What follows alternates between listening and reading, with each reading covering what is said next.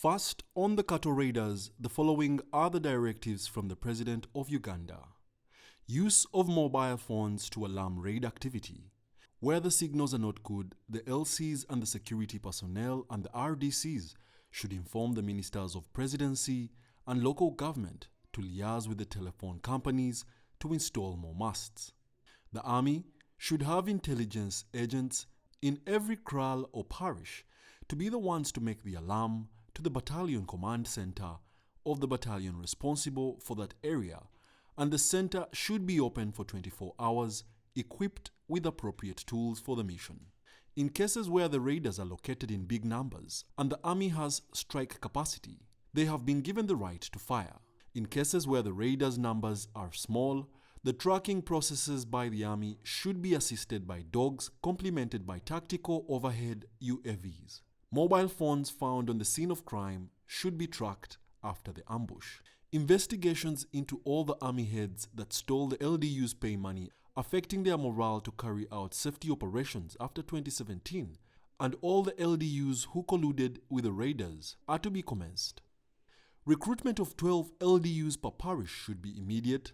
As part of the alarm system being enforced within 3 years, the country police must stop being called Kampala Police and become the Uganda Police, and be mandated presence at every sub-county level across the country, with 18 personnel per sub-county, aided with 3 motorcycles. 12 be uniformed with 3 or 6 per squad, 6 to man the police station, and 6 to do jobs like CIDs, among others. Security roads including Lake Bisina, Abim to Oram, and the Amudat Mount Moroto to Mount Singira must be worked on to enable the police and army move rapidly in time of need. Secondly, on charcoal burning in northern and northeastern Uganda has been banned. That is in the Karamoja, Lango, Teso, Acholi and West Nile regions, in order to save the environment, and only the Minister of Environment, on recommendation of the RDC, will authorize any symbiotic charcoal burning. Thirdly, on the Balaalo, the President has banned the illegal presence of Balaalo in northern Uganda districts. No Mulalo should settle and bring cattle to settle in northern Uganda, except with the permission of the Minister of Lands and the Minister of Agriculture.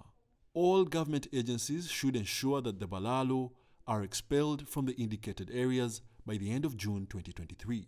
The Attorney General has also been directed to bring a draft of a law criminalizing nomadism. Finally, on the issue of the Turkana must never come to Uganda with guns.